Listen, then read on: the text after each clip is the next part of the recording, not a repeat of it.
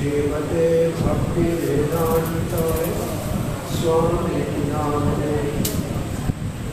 नमस्ते सरस्वती देवी गौरवाणी प्रचारिणे निर्विशेषाय शून्यवादी पाश्चात्यदेशकारिणे गुरवे गौरचन्द्राय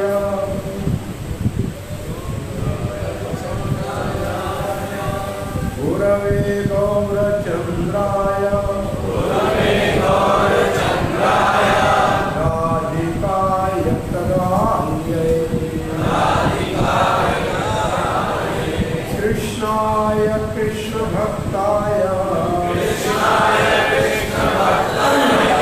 तद्भक्ताय नमो नमः। ॐ नमो भगवते वासुदेवाय। ॐ नमो भगवते वासुदेवाय।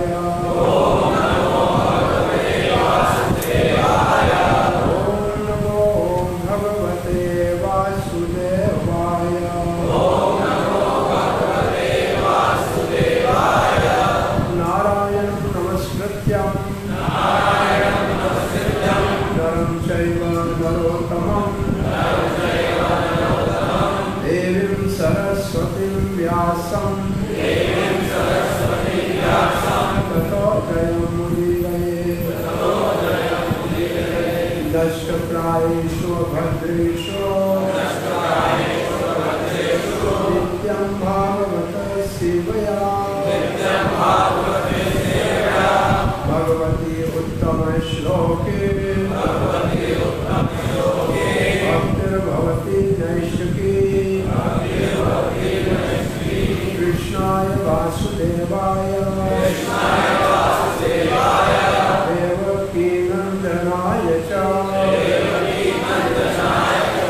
नंदगोपकुमाराय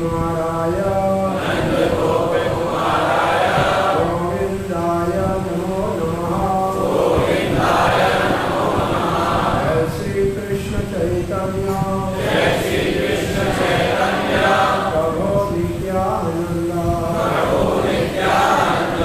श्री अद्वैत गदाधर श्रीवासदि गौर भक्तवृंद। हरे कृष्णा कृष्णा कृष्णा हरे हरे हरे राम राम राम हरे हरे। हरे कृष्ण श्री राधा गोविंद धाम इस्कॉन फरीदाबाद में सायंकाल के श्रीमद् भागवत के 20वें स्कंद में भगवान श्री कपिल देव ने जो विशेष रूप से माता देवती के माध्यम से मानव माता के कल्याण के लिए जो भक्ति युक्त दिव्य ज्ञान दिया है, इसका रसास्वादन हम 3 या 4 सिटिंग्स में करेंगे। तीसरा स्कंद श्रीमद् भागवत का, इसमें 33 अध्याय है, 2 विभाग हैं, 2 भगवान के अवतार हैं और 2 प्रकार की सृष्टि का वर्णन है। 2 भगवान के अवतार, तीसरे स्कंद में जो 2 भगवान के अवतार हैं, पहला है क्रिया प्रधान अवतार वारादेव, जो सृष्टि करने के लिए पृथ्वी को गर्भ सागर से निकाल के लाता है। दूसरा अवतार भगवान का है कपिल देव, वो है ज्ञान प्रदान अवतार। जब सृष्टि होती है तो उसको ज्ञान देना चाहिए, कैसे जीना है, कैसे रहना है, क्या करना है। तो ये दो भगवान के अवतारों का वर्णन तीसरे स्कंद में है। दो प्रकार की सृष्टि भगवत गीता में लिखा है, दिवौ सर्गौ लोके अस्मिन् देव असुर एवच। दुनिया में एक देवताई गुण वाले लोग हैं और एक असुरी गुण वाले लोग हैं। ये हमेशा रहते हैं। अब मैं आपसे अगर पूछूं कि दोनों को कौन सी कसौटी पे हम परखेंगे कि ये देवताई गुण वाला है या ये असुरी गुण वाला है, कसौटी क्या है आपके विचार में?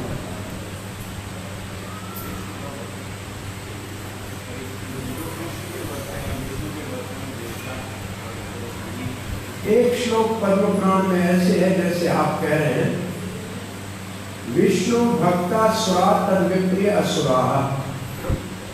जो भगवान विष्णु के भक्त हैं वो देवता है, देवताई गुण वाले हैं, और जो उसके विपरीत हैं वो असुरी गुण वाले हैं। क्या है, क्या समस्या क्या है? कितना बड़ा है? इसकी जगह रहने की चाहिए। अपने घर में बैठा कहाँ ले जाओ, पौधे में डालना भाई।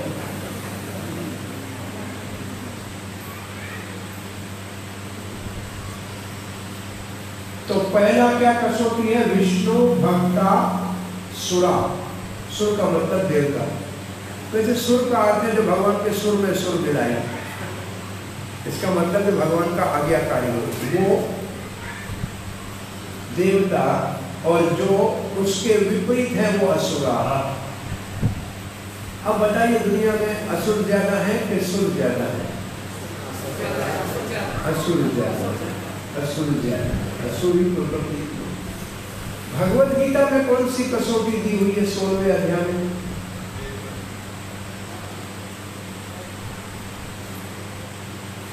ये शास्त्रम विधिम उत्सर्जया यजन्ते कामकारता न सुखम न सिद्धिम न पराम गतिम।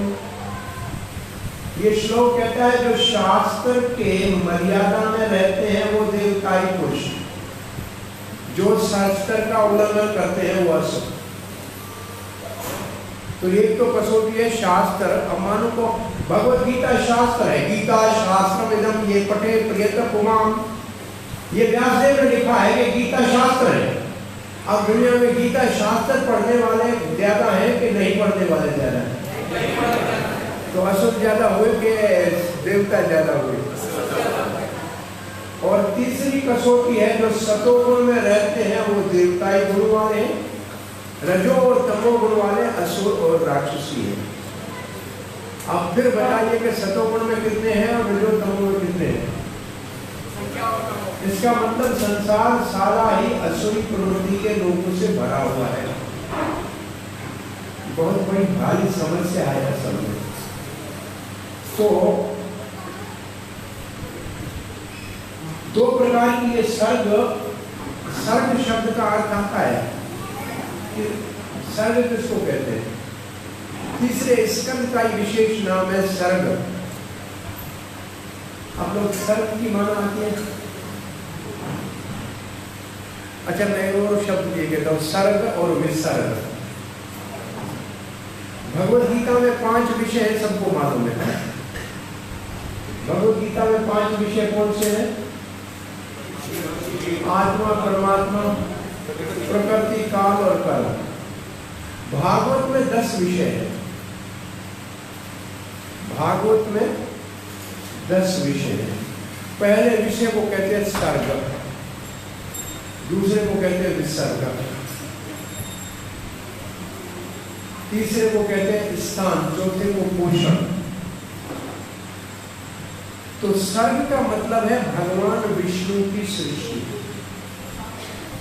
सर्ग का मतलब सृजते, मतलब सृष्टि करना।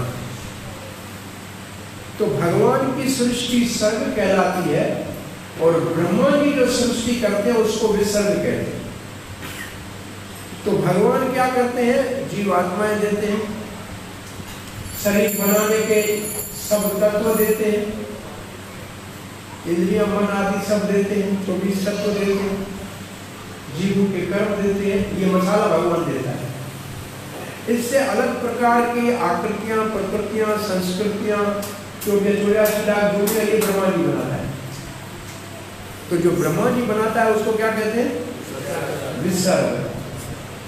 और जो भगवान विष्णु देते हैं उसको क्या कहते हैं? सर्ग। जिसको सामान्य भाषा में समझना चाहिए तो ऐसे समझे, बहुत बड़ा जन्माष्टमी का उत्सव आता है तो दाल, चावल, घी, आटा, दूध ये तो आप लाते हैं, फिर रसोईया उसमें से गुलाब जामुन बनाए, पूरी बनाए, हलवा बनाए, तो ये वो रसोईया बनाता है। तो माल देता है भगवान विष्णु और अलग अलग शक्लें बनाता है ब्रह्मा जी। तो सर्ग और विसर्ग की ये परिभाषा है। तो दो प्रकार का सर्ग है, ये भगवत गीता में लिखा है, एक देव एक असुर। तो तीसरे स्कूल में असुर का सर्ग है हिरण्याकश और हिरण्यकशिपु का जन्म। असुर बच्चे कैसे पैदा होते हैं, ये हमारा विषय नहीं है इस सत्र का, लेकिन वह लिखा है कि दिति ने कश्यप को शाम के संध्या काल यज्ञशाला में जाकर पुत्र प्राप्ति के लिए बहुत ज्यादा दुराग्रह किया और मना करने के ऊपर भी नहीं मानी। तो फिर उसके उदर में दो असुर हिरण्याकश और हिरण्यकशिपु आए और देवी प्रकृति के प्रसंग में देवहूति और कर्दम के यहाँ भगवान साक्षात कपिल देव का प्रकट और ब्रह्मा जी के द्वारा शतरूपा और स्वयं मनु के द्वारा 2 पुत्र और 3 पुत्रियों की उत्पत्ति। ये सब देवता ही पुरुष है। उदानपाद जिसके वंश का वर्णन, गुरु महाराज का वर्णन, फिर दूसरा बेटा स्वयं मनु का प्रियवंत 5वां स्कंद उसमें, फिर 3 पुत्रियां देवहूति, आकुति और प्रसूति। तो ये पहली सृष्टि धरती के ऊपर हुई तो 2 लड़के 3 लड़कियां हुई। लड़कियां हमेशा ज्यादा होती हैं। हमने ये भगवान की प्रकृति को बदलने का प्रयास किया है, इसलिए परेशान है। 2 लड़के 3 लड़कियां पहली सृष्टि दुनिया में हुई। तो यहाँ जो हम पढ़ने जा रहे हैं ये है माता देवहूति भगवान के अवतार अपने पुत्र कपिल देव से भगवत प्राप्ति का मार्ग पूछ रही है। देवहूति शब्द का अर्थ है देव आवाहन, जो देव का आवाहन करे। इसका मतलब जो भगवान को पुत्र बनाने में समर्थ हो। एक होता है किसी को निमंत्रण देना, आप हमारे घर आना, आए ना आए उसकी मर्जी। एक होता है आवाहन करना, वो मना नहीं कर सकता, उसको आना ही पड़ेगा। ऐसे आप देखिए पूजा कराते हैं पंडित, तो देवताओं का आवाहन करते हैं फिर विसर्जन करते हैं। तो आवाहन करने का मतलब भगवान को बुलाना। तो देव का आवाहन करने में समर्थ माता देवहूति, जिसके घर में भगवान कपिल देव का प्रकट हुआ। और कपिल देव के पिता का सौभाग्य प्राप्त हुआ ब्रह्मा जी के पुत्र कर्दम मुनि को। कर्दम मुनि ब्रह्मा जी का पुत्र है। ब्रह्मा जी ने कहा बेटा सृष्टि करो। तो सृष्टि करने से पहले वो सरस्वती नदी के तट के ऊपर एक स्थान है, उसका नाम है बिंदु सरोवर। आप लोगों ने नाम सुना है बिंदु सरोवर?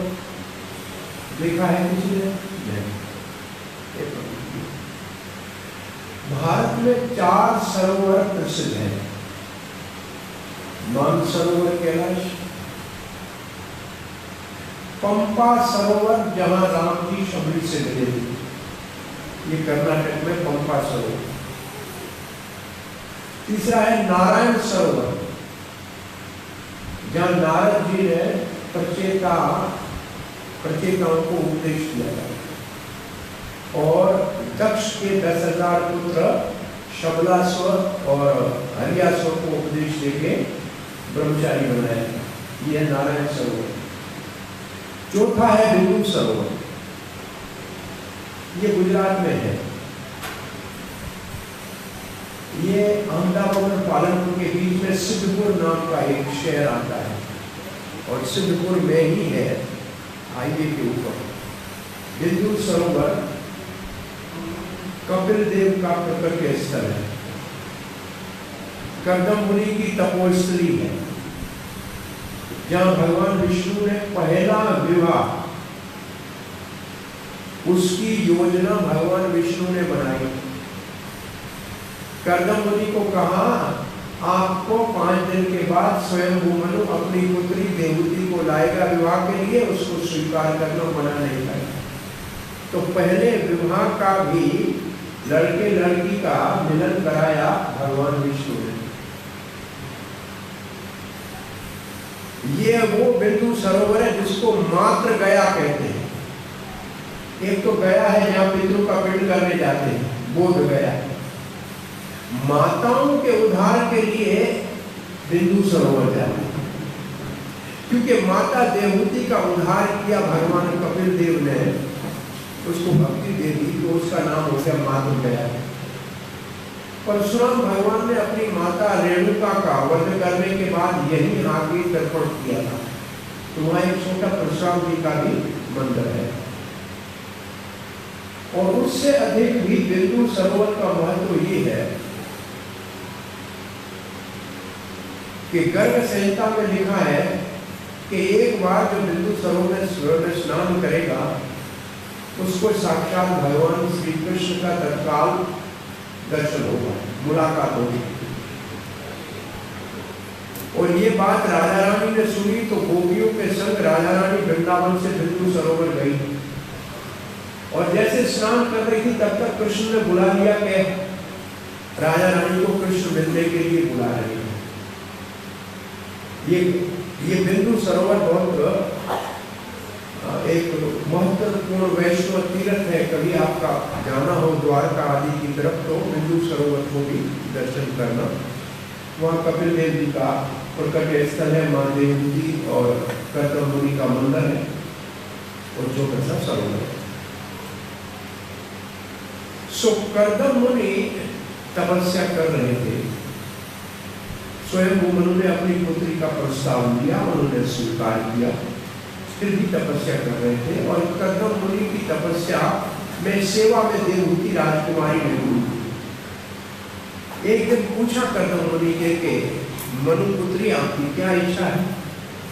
तो बेचारे लज्जित होकर कहा, आपने मेरे पिता को संतान उत्पन्न करने के लिए वचन दिया था। तो कर्दम मुनि के पास योग का इतना शक्ति थी कि उन्होंने एक बड़ा विमान बना दिया जो आकाश में उड़ सके। उसमें उद्यान, बगीचे, तालाब, बहुत सुंदर एक पर्यटन के लिए विमान बना दिया। और बिंदु सरोवर में जब नहाने के लिए देवहूति गई, क्योंकि वो तो दुबली पतली हो गई तपस्या करते करते, जब नहाने के लिए गई तो विद्याधर कन्याओं ने उसका उल्टन लगा के तेल मालिश करके जब बाहर निकली तो सुंदर, बहुत सुंदर सुकुमारी मनुपुत्री बहुत सुंदर हो गई। और फिर उस विमान में भ्रमण किया, नंदन खान आदि स्वर्ग का भ्रमण किया। और कर्दम मुनि की योग शक्ति से ये विमान बना। और फिर कर्दम मुनि 1 से 9 में विभाजित हो गए। 9 कन्याएं हुई देवहूति को। ये दूसरी सृष्टि में 9 कन्याएं, और सब कन्याओं का नाम इतना सुंदर है। और वो इतने बड़े ऋषियों की पत्नी हुई, जैसे अत्रि की पत्नी अनुसुईया, ये देवहूति की पुत्री है। वशिष्ठ की पत्नी अरुंधति, ये देवहूति की पुत्री। और उससे बड़े बड़े वंश चले। कर्दम मुनि ने कहा, अब तो मैं संन्यास ले सकता हूँ, तुम्हारा ये तो लड़कियां हैं, शादी करके अपने घर चली जाएंगी, मैं किसके आ रहा। तो कर्दम मुनि को विचार आया कि भगवान ने कहा था कि आप विवाह करोगे तो मैं आपके घर में पुत्र के रूप में आऊंगा। तो कर्दम जी घर में रहे और फिर कपिल देव का प्रकट हुआ। कपिल देव अभी प्रकट नहीं हुए थे, ब्रह्मा जी आए ऋषियों के साथ, कहा कि आपके घर में भगवान का प्रकट होने वाला है और कर्दम जी आप अपनी ये कन्याएं इन ऋषियों को विवाह के दे दो। उन्होंने उनके सब लड़कियों के विवाह का व्यवस्था ब्रह्मा जी ने की। तो इससे एक बात समझ में आती है कि लड़की के विवाह को हमेशा समझदार बड़े बुजुर्गों को करना चाहिए। जब भगवान करता है, ब्रह्मा जी करता है, तो गली में जाते हुए लड़का लड़की आपस में विवाह करे तो फिर तो हिरण्यकश्यप हिरण्यकशी कोई पैदा होगा। ये सीधी सी बात है। सब विवाह की व्यवस्था बड़े बुजुर्ग करते हैं, यहाँ ब्रह्मा जी ने किया। और कर्दम जी के घर में सुनहरी बालों के साथ जब कपिल देव का प्रकट हुआ, कर्दम ने प्रणाम किया, परिक्रमा की और कहा कि अब तो मैं संन्यास ले लेकिन चिंतित था कि मैं अगर संन्यास लूंगा तो मेरी पत्नी का देखभाल कौन करेगा।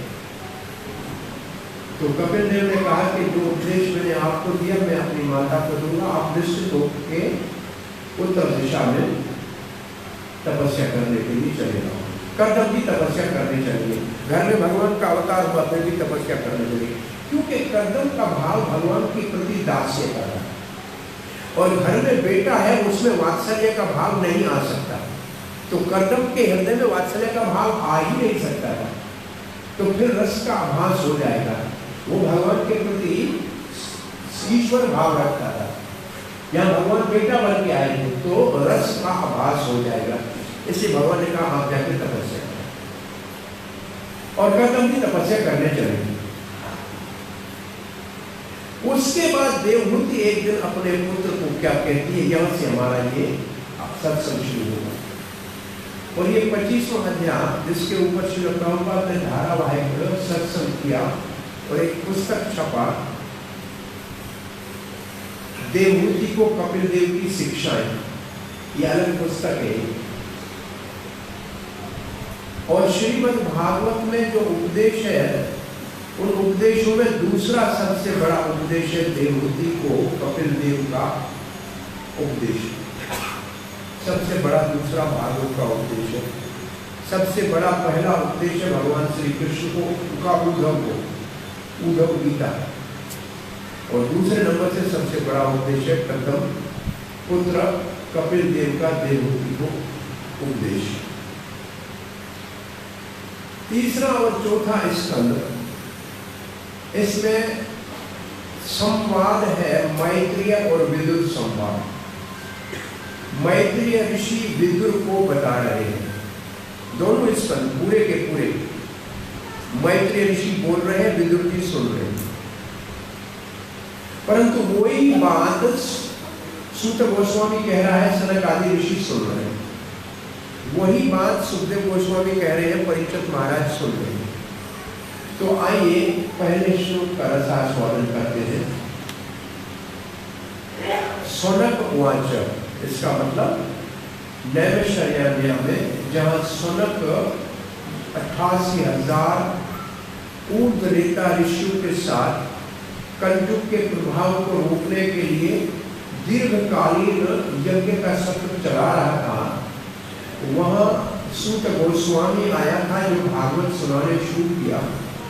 और जैसे भागवत सुनाने शुरू किया तो पहले स्कंद के 18वें अध्याय में ही सनकादि ऋषियों ने कहा अब यज्ञ करके केवल बाहर से दूल्हे से हमारा शरीर काला हो गया, हृदय पवित्र नहीं हो रहा है, इसलिए अब यज्ञ को हम जल्दी खत्म कर देंगे, आप कथा को धारावाहिक चलाएंगे।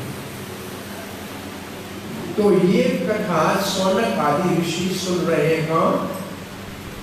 नैमिषारण्य में। देख आपने देखा है निमिष तीर्थ, निमिष तीर्थ कहते हैं विष्णु, निमिष विष्णु को कहते हैं। ये भगवान के सुदर्शन चक्र के द्वारा ये तीर्थ बना है। ये नैमिषारण्य में भागवत की कथा सूत गोस्वामी सुना रहा है सनकादि ऋषियों का। तो शौनक कहते हैं कपिलस तत्व सांख्याता। कपिल देव ने तत्व बताया, कौन सा? सांख्या का। अच्छा, सांख्या की परिभाषा आपको आती है? सांख्या का मतलब है अंग्रेजी में एनालिटिक स्टडी, किसी चीज का विश्लेषण करना। जैसे हम पानी का विश्लेषण करें तो कहेंगे 2 हाइड्रोजन H2O, 2 हाइड्रोजन 1 ऑक्सीजन। ऐसे इस पूरे ब्रह्मांड का विश्लेषण करें तो हम देखेंगे एक तो चेतन आत्मा है, एक जड़ 24 तत्व है। तो 24 जड़ तत्वों को आत्मा से अलग करने को कहते हैं सांख्या दर्शन। ये सांख्या योग भगवद गीता के दूसरे अध्याय को सांख्या योग कहते हैं। और भगवान ने कहा है कि अभी तक मैंने आपको सांख्य योग बताया, अब बुद्धि योग बता रहा हूं। तो वहां सांख्य में भगवान ने क्या बताया है? आत्मा शरीर से अलग है। तो सांख्या दर्शन के तत्व को कपिल देव ने सिखाया है। कपिलस तत्व सांख्या का भगवान आत्म माया। बोले कपिल देव आया कैसे? सांख्या सिखाया, दिव्य ज्ञान दिया। बोला भगवान है, अपनी अंतरंग शक्ति के द्वारा प्रकट हुए आत्म माया। 2 अर्थ होते हैं माया के, वैसे 3 है। एक आत्म माया मतलब अंतरंग शक्ति, भगवान की अंतरंग शक्ति। दूसरा आत्म माया का अर्थ है अपनी कृपा से। जैसे माता को कभी कभी कहते हैं ये स्नेहमयी माता है। माया का मतलब एक माता भी हो गई, एक कृपा भी होता है कि भगवान ने कृपा करके अपनी आत्म शक्ति से जात स्वयं अजत साक्षात, भगवान अजन्मा है, फिर भी स्वयं अपनी अंतरंग शक्ति के द्वारा प्रकट हुए। काहे के लिए प्रकट हुए? क्या जरूरत थी उनको? अजन्मे को जन्म देने की जरूरत क्या थी? तो कहते हैं आत्म प्रज्ञप्त्ये, आत्म प्रज्ञप्त्ये निर्णाम। निर्णाम का मतलब मानव मात्र को, और आत्म प्रज्ञा प्रत्यय, इसका मतलब है प्रभुपाद जी लिखते हैं दिव्य ज्ञान को, दिव्य ज्ञान को देने के लिए। तो हमने जैसे आपको पहले कहा भगवान कपिल देव ज्ञान प्रदान करता है, वो दिव्य ज्ञान देते हैं। तो एक बात तो आज ये समझनी चाहिए कि दिव्य ज्ञान भगवान दे सकता है या भगवान का प्रतिनिधि दे सकता है, किताबों से नहीं मिल सकता, किताबों से नहीं मिल सकता। कोई भी बाजार से किताब खरीद के डॉक्टर इंजीनियर नहीं बन सकता, उसको किसी पहले पढ़े लिखे डॉक्टर इंजीनियर से किसी प्रमाणित विश्वविद्यालय में पढ़ना पड़ेगा। ऐसे जब तक परंपरागत प्रमाणित भगवत प्रतिनिधियों के संग में शास्त्रों का अध्ययन नहीं करेंगे तब तक दिव्य ज्ञान प्रकट नहीं होगा। शौनक ऋषि कहते हैं भगवान कपिल देव जो अजन्मा है, उन्होंने सांख्या दर्शन का दिव्य ज्ञान अपनी अंतरंग माया से प्रकट होकर दिया मानव मात्र को। तो इस 25वें अध्याय में चक्रवर्ती पाद लिखते हैं कि माता देवहूति ने जब कपिल देव से जिज्ञासा की, किस विषय में? लिखते हैं भक्ति के विषय में, भक्ति के गुणों के विषय में, भक्ति की शक्ति के विषय में और उसकी महानता के विषय में। तो चक्रवर्ती बात 3 बातें लिखते हैं। देवहूति माता ने भक्ति के गुणों के विषय में, फिर भक्ति की शक्ति के विषय में और फिर भक्ति की महानता के विषय में जब जिज्ञासा की, तो कपिल देव जो सांख्य तत्व का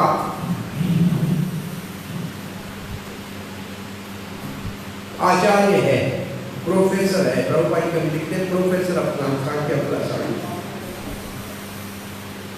तो वो अजन्मा होते हुए भी अपनी अचिंत्य शक्ति के द्वारा प्रकट हुए।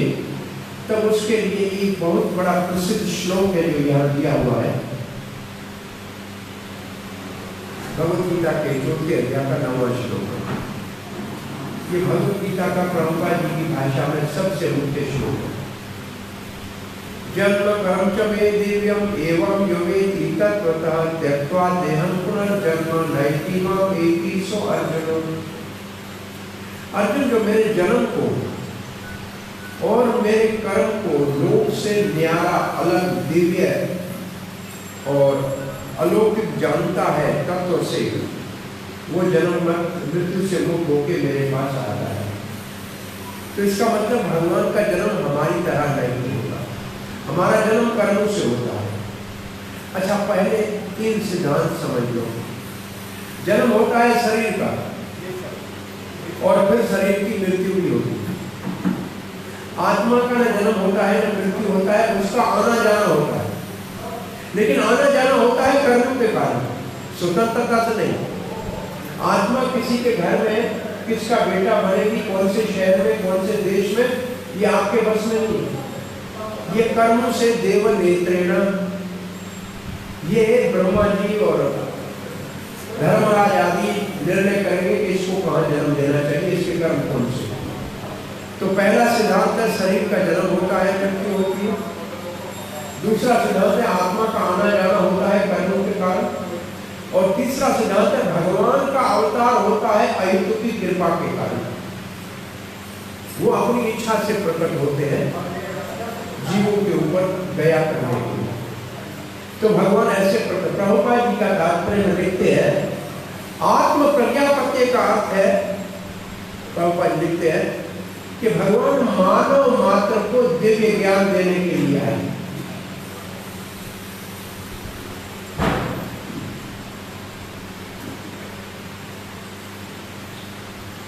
फिर प्रभुपाद जी लिखते हैं कि जो हमारा वेद है और वेद में जो दिया हुआ ज्ञान है वो हमारी भौतिक आवश्यकताओं को पूर्ण करने के लिए पर्याप्त है।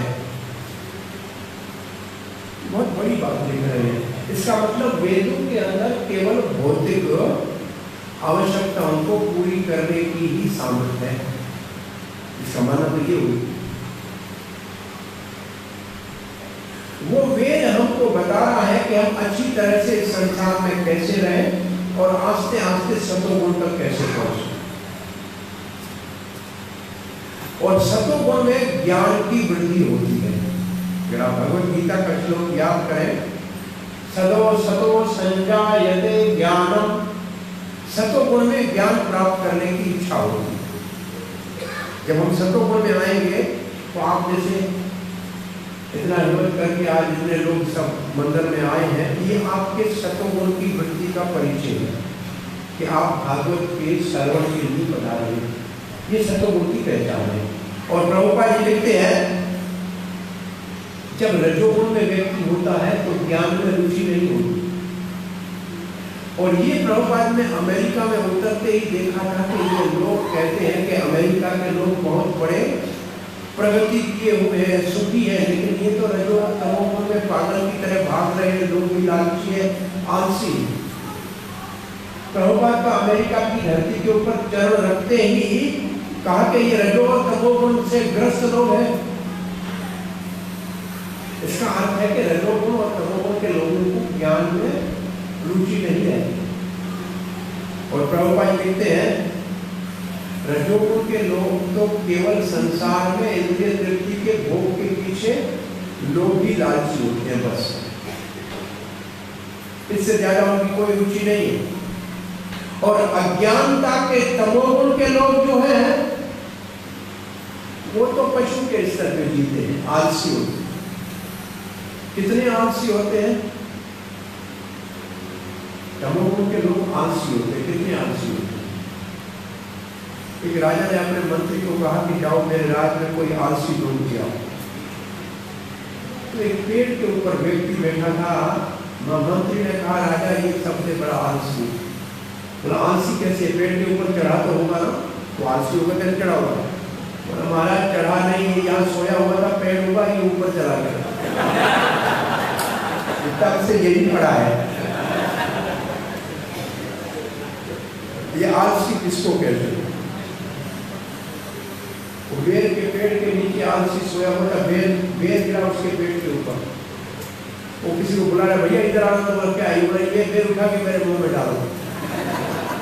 ये आलसी लोग चिट्ठी लिख के रखी, खिड़की से ऐसे डाल के बाहर फेंक देता हूँ, कोई जाता हो उठा के पोस्ट में डाल देगा। आलसी लोगों की पहचान है। तो जो ज्ञान कहाँ उनको है, वो तो भोग भी नहीं कर सकते, वो तो केवल पशु के स्तर पे है प्रभुपाद से। तो वेदों का उद्देश्य है हमको तमोगुण से और रजोगुण से सतोगुण में लाना, ये वेदों का उद्देश्य। और प्रभुपाद लिखते हैं सामान्य लोगों को इस दिव्य ज्ञान का पता ही नहीं। प्रभुपाद जी के इस स्थान की स्थापना से पहले कितने लोगों को भगवद गीता में रुचि थी, कितने लोग हरे कृष्ण मंत्र करते थे, कितने लोग शुद्ध वैष्णव जीवन की शैली जीते थे। ये नौजवान लड़के कभी धोती पहने हुए, वो अंग्रेजों के जमाने में हमारे बड़े बुजुर्ग, आप पुराने फोटो देखो, अंग्रेज के जमाने में पगड़ी और धोती वाले मिलेंगे। अंग्रेज तक थे, अंग्रेज के जाने के बाद अब धोती उतार के ले गया अंग्रेज सब की है, सबको ये पजामा ऐसा लेके गया है उल्टा पहनने वाला। हमारे संस्कारों का भी सत्यानाश करके चला। देखो पुलिस वाला जब अपनी पुलिस की ड्रेस में होता है ना, तो उसको बड़ा गौरव होता है कि अब मैं सरकार का प्रतिनिधि हूँ। वकील काले कोट में होता है तो कोर्ट में उसको गाने दिया जाता है, डॉक्टर सफेद कोट में है तो हम कहते हैं तो कोई बात नहीं, पेट फाड़ दो, हमारा भलाई करेगा। अरे उसके ऊपर विश्वास हो जाता है ना। ऐसे ये जो भगवान के भक्ति का जो वेश है, इसके ऊपर भी बहुत बड़ी आस्था लोगों की होती है और ये भगवान को भी प्रिय है। लेकिन इसको उतारने के बाद एक भक्त हमारा सामान्य कपड़ों में जाए तो पुलिस का एसपी हो या डिस्ट्रिक्ट का मजिस्ट्रेट हो, उठ के इनको कह के मारा जाओ, आप फुल सूट पहन के जाओ, बोले इसको बाहर जाओ, हमने देखा है। तो इसका बहुत बड़ा सम्मान है, लेकिन हमने ये छोड़ा क्यों, हमको समझ नहीं है। ये हिंदुओं का है ऐसी बात नहीं है, ये आध्यात्मिक जगत का वेश है। ये दो चीजें, एक धोती पुरुष के लिए और साड़ी स्त्री के लिए, ये दो ऐसे वेश हैं जिसमें जेब नहीं होता, न धोती में जेब होता है न साड़ी में जेब होता है। ये वैदिक सनातन वैराग का वेश है कि इस दुनिया से कुछ हमारे साथ नहीं जाएगा। ये हमारे को पहले दिन से ये पता लग रहता है कि हमारे साथ कुछ नहीं जाएगा। ये जो पुजारी अंदर पूजा करता है ना, इसको भी देखें कि कुर्ता नहीं पहनता है, जेब वाला कपड़ा नहीं पहनता है, इसको भी जेब पहन के, जेब वाला अंदर नहीं जाता है कपड़ा। वो दूसरा है आजकल माला में जेब भक्तों ने डाल दिया है, लेकिन उसको भी बाहर रख के जाते हैं, अंदर नहीं ले जाते। और चौथा जो मरने के बाद अंतिम वस्त्र होता है, उसमें भी जेब नहीं होता है, कफन में जेब नहीं हुआ करता। तो ये जो हमारा वेश है, ये गौरव का वेश है। ये भगवत तत्व तो जानने वालों के वैराग की इसके अंदर गलती है, वो ये वेश पहने का। ये बहुत बड़ा इतना एयर कंडीशन ये ड्रेस है, इसमें कोई परेशानी नहीं है। ये तो हर मौसम में हर जगह पहन सकती है। लोग क्यों नहीं पहनते? हम तो कभी साल में एक बार पैंट पहनना पड़ता है, लगता है कि जेल में जाना पड़ रहा है। कभी मजबूरी होती है, किसी देश में जाना होता है आधे घंटे के लिए, वो भी धोती के ऊपर ऐसे पहन लेते हैं, उतरते कार में उतार के रख देते हैं, लेकिन उतना ही हम बर्दाश्त नहीं होता।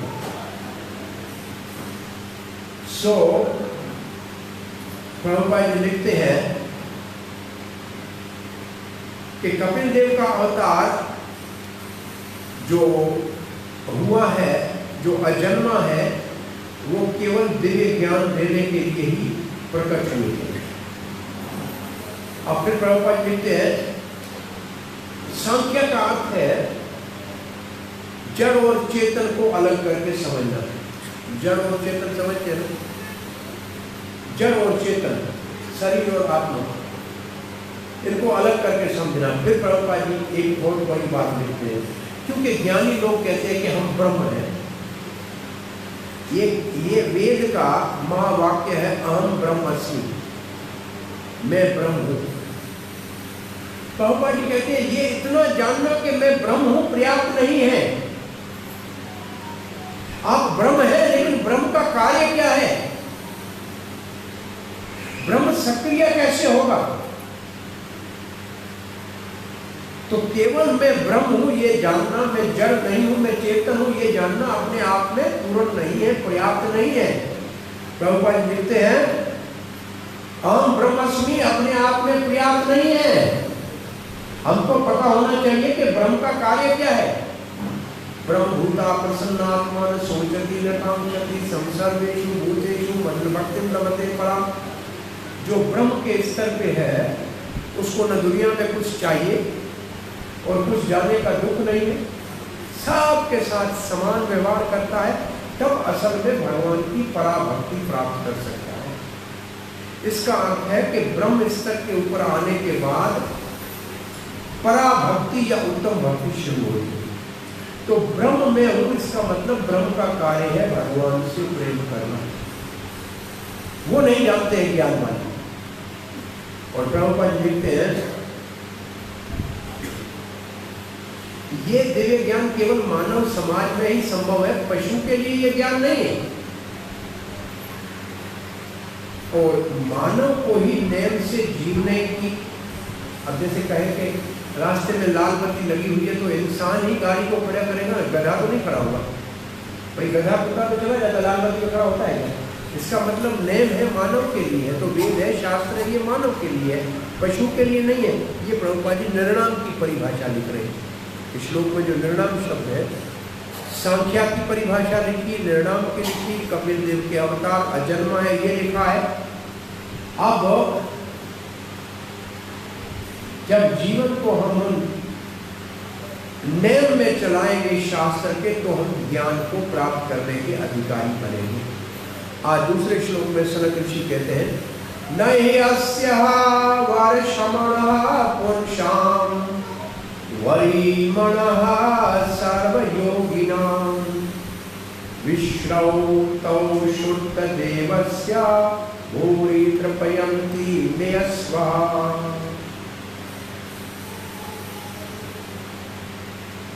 न ही अस्य, उस भगवान कपिल के बराबर और कोई नहीं है।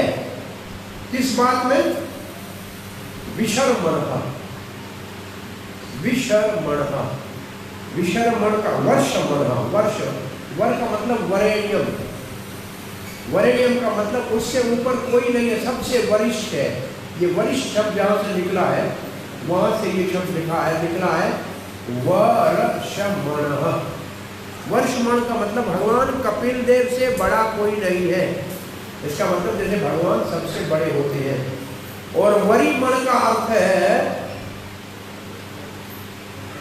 सबसे श्रेष्ठ, महान। तो भगवान से न कोई बड़ा है न कोई महान है। सर्व योगी नाम, बड़े बड़े योगी महान हो सकते हैं। कपिल देव का पिता अपना कर्दम मुनि बड़ा योगी था, लेकिन फिर भी उससे महान कपिल देव है क्योंकि भगवान है। सर्व योगी नाम, सारे योगियों में सर्वश्रेष्ठ है कपिल देव। वैसे कपिल देव के लिए भगवद गीता में एक श्लोक के 10वें अध्याय में कौन सा है? सिद्धानाम कपिलो अस्मि, जो सिद्ध है। सिद्ध का मतलब जिसको साधन करने की जरूरत नहीं, जो पहले से ही सिद्ध है। ये कपिल देव कहाँ आज रहते हैं? गंगा सागर। जहाँ गंगा सागर में जाती है वहाँ कपिल देव का आश्रम। और ये कपिल देव ही गंगा के अवतरण का सूत्रधार है। इन्हीं की प्रेरणा से गंगा को भागीरथ धरती पे लाए। तो कपिल देव का मंदिर आज भी गंगा सागर में है। आप में से कितने लोग गंगा सागर गए? चलो 4-5 हाथ ऊपर है, तो वहाँ छोटा सा मंदिर एक कपिल देव का है और है बंगाल में, लेकिन पूजा अयोध्या के भक्त करते हैं, साधु वहाँ अयोध्या के रहते हैं, वो है अयोध्या का मंदिर। सो सर्व योगियों में श्रेष्ठ है विष्त्रौ शुद्ध देवस्य, विष्त्रौ शुद्ध देवस्य। इसका मतलब है विशुद्धौ, विशुद्धौ, शुद्धौ का मतलब श्रवण करना, वि का मतलब विशेष श्रवण करना, अच्छी तरह से सुनना। इसलिए प्रभुपाद जी अंग्रेजी में कहते थे हम्बल ऑरल रिसेप्शन, निम्रता पूर्वक जो श्रवण करे उसको ग्रहण करना चाहिए। तो यहाँ जो शब्द है विशुद्धौ शुद्ध देवस्य, शुद्ध एक श्रुति वेद को कहते हैं। तो वेद जो है, वेदों का स्वामी देव, वेदों के देव ने जो वेद का वाक्य सुनाया उसको अच्छी तरह से सुनना चाहिए। और फिर कहते हैं भूरी तृप्यंती में अश्वा, आप जब ये बताएंगे तो हम थक नहीं जाएंगे, आप बताते रहिए, हम सुनते रहेंगे, हमारे सुनने में कोई कमी नहीं आएगी। प्रभुपाद जी लिखते हैं भगवान से अधिक कोई नहीं जानता है, भगवान से ज्यादा अधिक कोई पूजनीय नहीं है, सर्व योगियों में भगवान श्रेष्ठ है, इसलिए वो वेदों का स्वामी है और उनके द्वारा सुनने से इंद्रियों को सदा ही सुख मिलता है। भगवान से सुनने से कितना सुख मिलता होगा। साक्षात भगवान श्री कृष्ण से अर्जुन ने भगवद गीता सुना, वो तो केवल 45 मिनट सुना। वही भगवान श्री चैतन्य महाप्रभु 10 दिन तक श्री रूप गोस्वामी को भक्ति रसामृत सिंधु का उपदेश प्रयागराज में दिया। 10 दिन तक भगवान बात कर रहे थे। वही भगवान श्री गौर हरि चैतन्य महाप्रभु 2 महीने तक सनातन गोस्वामी को काशी में उपदेश दिया। बताओ कि भगवान भक्तों के साथ कितना दया पूर्वक ये दिव्य ज्ञान देने के लिए, करुणा कितनी है भगवान की दिव्य ज्ञान देने के लिए, दिनों तक ज्ञान देते रहते हैं।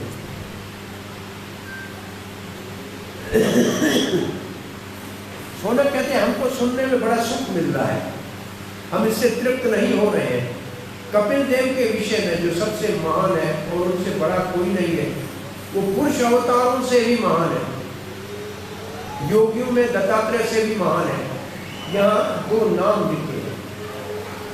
तो विश्वनाथ चक्रवर्ती पाद कहते हैं कपिल देव पुरुष अवतारों से महान है। तो पुरुष अवतार कौन से? सृष्टि करने वाले 3 पुरुष अवतार हैं। काल सागर में शयन करने वाले विष्णु जो सारे ब्रह्मांड की उत्पत्ति करता है, फिर गर्भ सागर में शयन करने वाले विष्णु एक ब्रह्मांड में प्रवेश करते हैं, फिर क्षीर सागर में शयन करने वाले विष्णु जो परमात्मा है। इन तीनों से महान है कपिल देव। और सर्व योगियों से महान है का मतलब दत्तात्रेय से भी महान है। दत्तात्रेय को ज्ञान का अवतार कहते हैं, उससे भी महान है। ये 2 बातें लिख रहे हैं विश्वनाथ चक्रवर्ती। श्री प्रभुपाद लिखते हैं भगवद गीता में ये कहा गया है कि न भगवान के कोई समान है, न कोई भगवान से महान है, न भगवान के समान है, न भगवान से महान है। और वेदों में भी इस बात की पुष्टि हुई है। वो ये श्लोक लिखा है, एको बहुनाम विदधाति कामान। इसका मतलब एक भगवान अनंत कोटि जीवों की इच्छा अनादिकाल से पूरी करता आ रहा है। एको एक, बहुनाम सबकी, विदधाति कामान कामनाएं पूरी कर रहा है। तो एक भगवान है। तो फिर लिखे प्रभुपाद जी लिखते हैं कि 2 प्रकार के भगवान के विस्तार होते हैं। एक को विष्णु तत्व कहते हैं, एक को जीव तत्व कहते हैं। विष्णु तत्व का मतलब भगवान श्री कृष्ण से बलराम जी प्रकट हो, बलराम जी से फिर 3 पुरुष अवतार हो, फिर और नारायण आदि और सब अवतार हो। ये है विष्णु तत्व। और हम हैं भगवान के जीव तत्व, और देवता भी हैं जीव तत्व। देवता भी जीव तत्व, हम भी जीव तत्व। अब कहां से निकलते हैं हम भगवान की शक्ति है, भगवान का अंश से। कहां से निकलते हैं? हम भी भगवान का अंश है, विष्णु तत्व भी भगवान का अंश है। दोनों में अंतर यह है कि विष्णु तत्व के ऊपर प्रकृति के 3 गुणों का प्रभाव नहीं पड़ता और हमारे ऊपर प्रभाव पड़ता है, क्योंकि हम थोड़ी बहुत छोटे मात्रा में है हमारा अस्तित्व। लेकिन हम अंश किसके हैं, कि मैं आपसे पूछ रहा हूँ, अब किसके अंश हैं?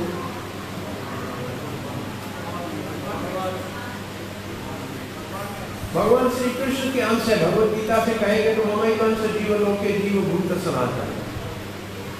वास्तव में हम अंश कैसे, भगवान के तो अंश है कैसे, किस माध्यम से? हम शक्ति हैं, हम शक्ति के अंश हैं। भगवान श्री कृष्ण से के सीधे हाथ की तरफ से बलराम जी निकलते और बाकी जितने नारायण, विष्णु और जो भी अवतार है बलराम के बाद, भगवान के वाम भाग से राजा रानी का प्रसंग होता है। फिर गोपियां, द्वारका की रानियां, वैकुंठ की लक्ष्मियां, ये सब राजा रानी का विस्तार है। और छाया रूप राधा रानी का दुर्गा है भौतिक जगत में। और हम जीव भी भगवान की अंतरंग शक्ति का विस्तार है। क्या आपने आज नया जाना? हम जीव भी भगवान की अंतरंग शक्ति का अंश है। इसलिए हरे कृष्ण मंत्र में हम राधा रानी को ही प्रार्थना करते हैं कि माँ का अंश है।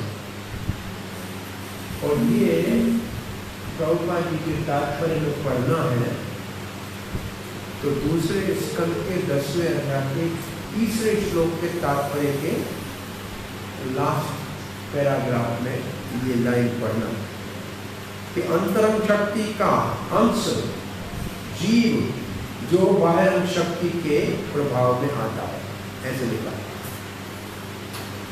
अंतरंग शक्ति का अंश जीव जो बाह्य शक्ति के प्रभाव में आता है। तो हम किसका अंश है? भगवान का, भगवान की अंतरंग शक्ति के माध्यम से।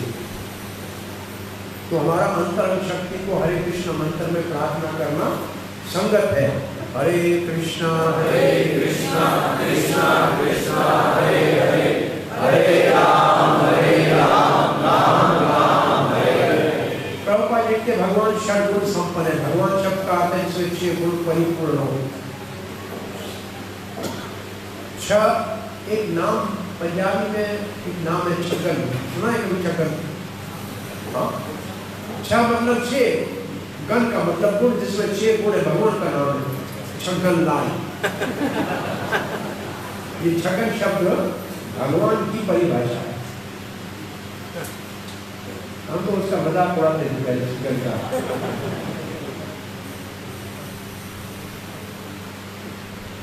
एक संत है सिंधियों में, आपने कभी हरिद्वार को टेव नाम लिखा है, क्या नाम है? तो लोग हंसते, टेव नाम का मतलब क्या है?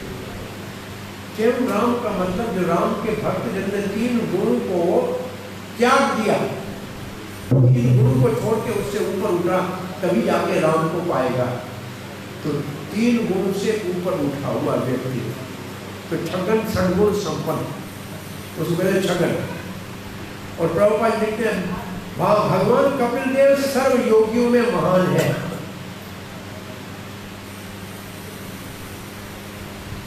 और इसके विषय में सुनने से सबको आनंद मिलता है, सुख मिलता है। अब प्रभुपाद एक बात लिख रहे हैं, वो आपका अनुभव में कभी आई है कि नहीं आई है, सुनिए। प्रभुपाद लिखते हैं भगवत गीता कई बार पढ़िए, पर उसमें इतना आनंद है, महान सुख है, और हमारी और जिज्ञासा उसको पढ़ने की बढ़ती है, और हर बार नई नई उसके अंदर हमारे को आनंद की अनुभूति और नया नया कहा जाए कि आविष्कार हृदय में होते रहते हैं अर्थों का। आपने कभी ऐसे आपको लगा है? अब 40 साल से ऊपर हम भगवत गीता पढ़ रहे हैं, पढ़ा रहे हैं। हर बार जब पढ़ाते हैं कोई ना कोई नई बात और नया उसका एक रूप सामने आ जाता है। प्रभुपाद जी से एक बार उनके शिष्यों ने पूछा कि अब आप प्रभुपाद जी कौन सा किताब लिखेंगे? तो मैंने कहा भगवत गीता? बोला वो तो आपने पहले लिखी है भगवत गीता एज। बोला मैं ऐसी 10 और लिख सकता हूँ। अभी तो मैंने कुछ 1-2 शब्दों की परिभाषा लिखी है, अभी बहुत कुछ इसमें लिखा जा सकता है। कुछ दिन पहले हम भगवान श्री चैतन्य महाप्रभु की शिक्षाओं के आमुख को ही पढ़ रहे थे। उसमें प्रभुपाद जी ने लिखा है, भगवान श्री चैतन्य महाप्रभु के अवतार की भविष्यवाणी भागवत में है, महाभारत में है और भगवत गीता में है। भागवत में है हम तो हमको मालूम है, कृष्ण वर्णम कृष्ण।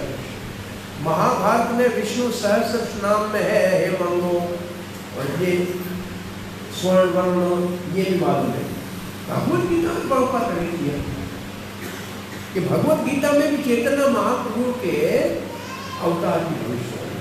हम बहुत चिंता में पड़ गए, प्रभुपाद ने लिखा है तो कुछ तो प्रभुपाद के दिमाग में आया होगा तब ये लिखा है, कुछ उनके हृदय में आया होगा जब ये लिखा है। तो फिर उसी दिन हमको ऐसे अंदर से वो ये भाव आया कि हाँ भगवत गीता में तो लिखा है ना, सततम कीर्तन यंतो नाम यततस्य दृढ़व्रता नमस्ते माम भक्त्या नित्य। तो भक्त के अवतार, भक्त कौन होता है? महात्मा को जो निरंतर कीर्तन करते। जितना महाप्रभु निरंतर कीर्तन करते थे नहीं करते। और देवी एष गुणमयी नाम महात्मा सुमाम पारक देवी प्रकृति में आश्रिता। महात्मा देवी प्रकृति है, तो देवी प्रकृति तो राधा रानी है, वो यही तो राधा रानी के भाव से प्रकट हुए। तो ये 2 श्लोक हमको स्पष्ट रूप से ये समझ में आया कि प्रभुपाद ने जब ये लिखा है तो ये 2 श्लोक प्रभुपाद जी के समृद्धि में आए। तो कहा भगवत गीता में लिखा भाई, भगवत गीता में राधा रानी का नाम है महात्मा सुमाम पारक देवी प्रकृति राधा रानी है नाम।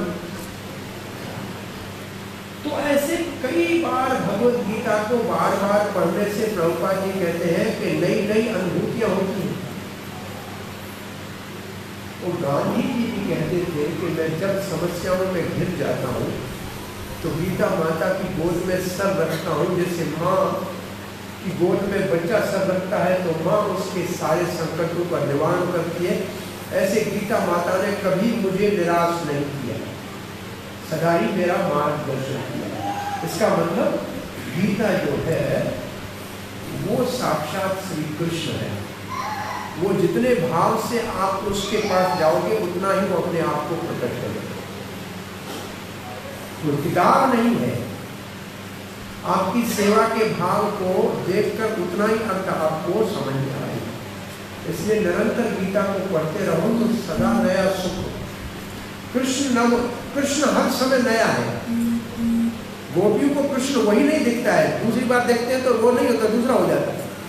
ऐसे गीता कृष्ण है, हर बार नया है, उसमें पुराना पर है ही नहीं, नया पर। प्रभुपाद जी किसी ने पूछा कि गीता 5000 साल पुराना है, अब इसकी क्या आवश्यकता है आधुनिक युग में? गीता में लिखा है अनाज भवती भूचा भूतानि प्रजननादं संभव। दुनिया सारी अनाज खाती है, अनाज बरसात से होता है, तो क्या आजकल अनाज बरसात से नहीं होता क्या? लोग अनाज नहीं खाते क्या? खाते हैं। तो गीता आज भी उपयोगी है कि नहीं है? हमसे किसी ने पूछा कि गीता का बहुत पुराने जमाने की हो गई, 5000 साल पुरानी, आज क्या इसकी आवश्यकता है? तो हमने उनसे ही पूछा कि भाई माँ की जरूरत है कि नहीं आजकल दुनिया में? रही क्यों पूछ रहे? बोला माँ के बगैर कोई पैदा हो सकता है क्या? नहीं हो सकता।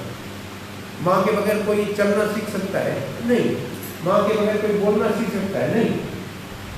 और गीता को वेद व्यास ने कहा है 18 अध्यायनी अम्ब, ये 18 अध्यायों की माता है। ये हमारा आध्यात्मिक जन्म देती है, ये हमारे को चलना सिखाती है, ये हमारे को बोलना सिखाती है, ये हमारी माँ है। तो बिना माँ के कोई नहीं जन्म दे सकता है। ऐसे बिना गीता के शरण दिए कोई भी श्री कृष्ण को नहीं जान सकता। तो गीता बहुत आवश्यक है हमारे जीवन में, रोज इसका पाठ होना चाहिए। प्रभुपाद जी लिखते हैं जितना अधिक पढ़ेंगे उतनी अधिक भूख लगी। और प्रभुपाद ने एक जगह और अच्छी बात लिखी है कि जब हम हरे कृष्ण मंत्र अच्छी तरह से जपेंगे ना तो हमारे को गीता भागवत में रुचि होगी। तो गीता भागवत पढ़ने में रुचि के लिए हरे कृष्ण मंत्र अच्छी तरह से जपना चाहिए। इसका मतलब जैसे हृदय शुद्ध होगा उतना अच्छा ये शासन भागवत में तो प्रभुपाद ने लिखा है कि भागवत के हर एक पन्ने के ऊपर आप कृष्ण का दर्शन कर सकते हो। फिर लिखा है दर्शन करने के लिए मन शुद्ध होना चाहिए। फिर लिखा है मन शुद्ध होने के लिए आहार शुद्ध होना चाहिए। और फिर लिखा है व्यवहार शुद्ध होना चाहिए। और फिर लिखा है ये सब नहीं हो तो कैसे भी किसी भक्त का संग हो जाए तो ये संभव है। तो इसका अर्थ है कि हम जब वो हरिनाम संकीर्तन करते हैं, हरे कृष्ण महामंत्र जपते हैं तो चेतोदर्पण मार्जन होता है, हृदय हमारा शुद्ध होता है। तो फिर हम इन शास्त्रों के रहस्य को समझने के अधिकारी बनते हैं। और प्रभुपाद लिखते हैं ऐसे श्रीमद् भागवत में भी अलौकिक आनंद है, बार बार पढ़ने से आनंद मिलेगा और हरे कृष्ण मंत्र जपने से भी हमें सुख मिलेगा। तीसरे श्लोक में शौनक ऋषि कहता है यद्यद् विद्यते भगवान स्वच्छंदात्मना आत्मनात्मा मायया तानि मे शतधानस्य कीर्तयान्ति अनुकीर्तया। अब शौनक ऋषि कहते हैं इसलिए कृपा करके भगवान श्री कपिल देव के जो भी कार्यकलाप है उनका आप वर्णन कीजिए। क्यों? क्योंकि भगवान तो आत्माराम है, आत्माराम है, उनको कुछ नहीं चाहिए और उनके सारे कार्य दिव्य हैं, अंतरंग शक्ति के द्वारा संपादित होते हैं। इसलिए उनके कार्य सुनना हमारे लिए सबसे महत्वपूर्ण उद्देश्य है। यद्यद् विद्यते भगवान, जो कुछ भगवान ने किया, स्वच्छंद आत्मना माया, भगवान स्वच्छंद है, स्वच्छंद है, किसी के अधीन नहीं है, अपनी योग माया से जो करना चाहे।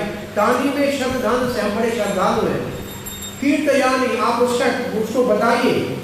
अनुकीर्तय, प्रभुपाद का तात्पर्य अनुकीर्त्य के ऊपर है। अनुकीर्त्य का अर्थ है, इस श्लोक में एक रहस्य का शब्द आत्म जो लिखा है, आत्म स्वच्छंद। चक्रवर्ती बात कहते हैं यह आत्मा का अर्थ है भगवान का जो शरीर है वो हमारी तरह जन्म मृत्यु के गाल में नहीं जाने वाला नहीं, वो सच्चित आनंद है। तो आत्मा का यह अर्थ है भगवान का शरीर। और स्वच्छंद का मतलब वो कर्मों के बंधन से नहीं उसको प्राप्त हुआ जैसे जीव को होता है, वो भगवान अपनी इच्छा से अपने ही अंतरंग शक्ति से अपने ही असली शरीर में आते हैं। ये जितने अवतार है ना, जिनका लोक है अपना वैकुंठ, वहाँ वो रहते हैं, जब जरूरत पड़ती है तब यहाँ आते हैं। तो वो अपने, इसको अवतार शब्द ऐसे है जैसे आपका कोई रिश्तेदार अभी अमेरिका रह रहा है, इंग्लैंड रह रहा है, ऑस्ट्रेलिया रह रहा है, आपके घर में कोई शादी है या कोई कमी है तो आप उसको चिट्ठी लिखो तो वो वहाँ से आएगा, जहाज से उतरेगा, आप कहेंगे कि अभी अभी उतर के आ रहा है। इसका मतलब वो व्यक्ति वहाँ था, अब यहाँ आया है और जहाज से उतरा है। ऐसे भगवान अपने धाम में है, भक्त जब उसको बुलाते हैं, जब संकट आता है तो भगवान वहाँ से उतर के नीचे, तो अपने ही स्व शरीर से आते हैं। उनका शरीर और आत्मा में अलग अंतर नहीं है, हमारे शरीर और आत्मा में अंतर है। वो अपनी योग माया से सारे कार्य करते हैं। प्रभुपाद लिखते हैं अनुकीर्त्य बहुत महत्वपूर्ण शब्द है। अनुकीर्त्य का मतलब किसी का अनुगामी होना, इसका मतलब परंपरा है। अपने मन से कोई बात मत करना, जो पहले परंपरा से सुना है वही सुनाना। अनु का मतलब होता है, अनु का एक अर्थ है किसी का अनुगामी बनना। जैसे हमको कहते हैं रूप अनुगा, प्रभुपाद अनुगा, हम प्रभुपाद के अनुयायी हैं, तो किसी के पीछे चलना। अनु का दूसरा अर्थ है निरंतर। अनुकीर्तने का मतलब सदा ही उसके बारे में कहते रहो, वो का कहना बंद मत करो, वो कीर्तन सदा चलते रहना चाहिए। तो अनु का एक अर्थ है अनुगामी बनना, अनु का दूसरा अर्थ है निरंतर। तो प्रभुपाद जी लिखते हैं, शौनक ऋषि कहते हैं सुख गोस्वामी, आपने जो अपने गुरुजनों से सुना है वही सुनाइए। अपनी तरफ से मत, इसका मतलब प्रभुपाद यही कहता है, कोई कहे कि मेरे विचार में ऐसे, तुम्हारे विचार में कोई महत्व नहीं, शास्त्र क्या कहता है, भगवान क्या कहता है, ये बात करो। अब सूत गोस्वामी कह रहे हैं, सूतवाच द्वैपायन सखस्त्वएवं मैत्र्यो भगवान् तथा प्राहेणं विदुरं प्रीतः आनवीक्षक्यां प्रोचोदितः। अब सूत गोस्वामी ने जब ये 3 श्लोक में सनक के प्रश्न पूछा तो उन्होंने कहा द्वैपायन सखात्व एवं मैत्री, ये जो मैत्र ऋषि है ये व्यास देव का मित्र है। द्वैपायन नाम है व्यास। व्यास जो शब्द है ना, इसका अर्थ है वेद का विस्तार करना। ये किसी व्यक्ति का नाम नहीं है। जैसे इस आसन को कहते व्यास आसन, जो इसके ऊपर बैठ के वेद का विस्तार करे उसको कहेंगे वेद व्यास। तो वेद व्यास किसी व्यक्ति का नाम नहीं है। वेदों का जो विस्तार करे उसको कहते हैं व्यास। लेकिन ये जो वेद व्यास इस वक्त पराशर और सत्यवती के पुत्र में उनके रूप में हुए, इसका नाम है द्वैपायन व्यास। इसका नाम पूरा है कृष्ण द्वैपायन।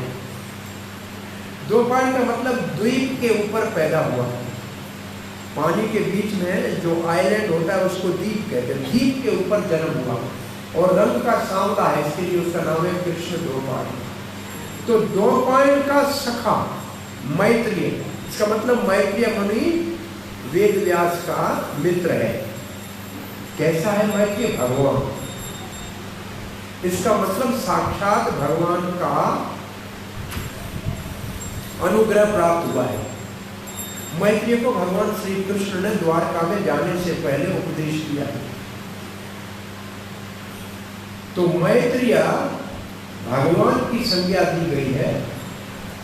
प्राहेणम विदुरम प्रीता, जब विदुर ने उनसे पूछा तो उन्होंने प्रसन्न होकर अनवीक्षक्याम प्रचोदितः, इसका मतलब है दिव्य ज्ञान के विषय में जब पूछा, इसका मतलब विदुर ने मैत्रेय को कहा कि दिव्य ज्ञान क्या है, तो उन्होंने कहा मैं अपनी तरफ से नहीं बताऊंगा। जो पहले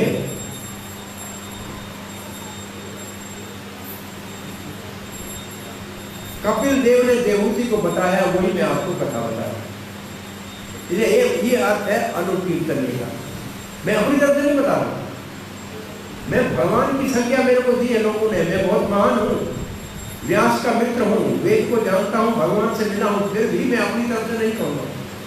प्रभुपाद लिखते हैं बहुत शक्तिशाली ऋषि मैत्रेय, भगवान को लिखा है बहुत शक्तिशाली ऋषि मैत्रेय जो व्यास देव के मित्र है। जब विदुर ने उसको प्रेरणा दी और प्रसन्न किया तो दिव्य ज्ञान के विषय में पूछा तो मैत्रेय ने ऐसे बोला।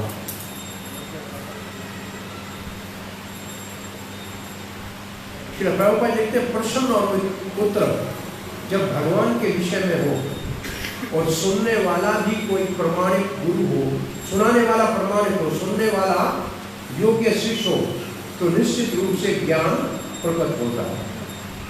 तो इसलिए गुरु और शिष्य के बीच में या 2 वर्ष शिशु के बीच में जब परम सत्य के विषय में चर्चा होती है तो उसको कहते हैं संवाद।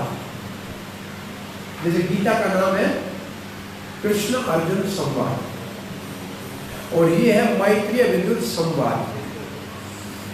इसका मतलब जब ऐसे प्रश्न उत्तर हो जिससे भगवत तत्व को जाना जाए तो ये बहुत महत्वपूर्ण है। और यहाँ बोलने वाला बड़ा ऋषि जिसको भगवान की संज्ञा दी गई है, यहाँ इतना आपको बताते चले, कभी ब्रह्मा जी को भी भगवान कहते हैं, कभी शंकर जी को भी भगवान कहते हैं, कभी गुरुदेव भगवान भी कहते हैं, परंतु श्री भगवान कभी नहीं कहते।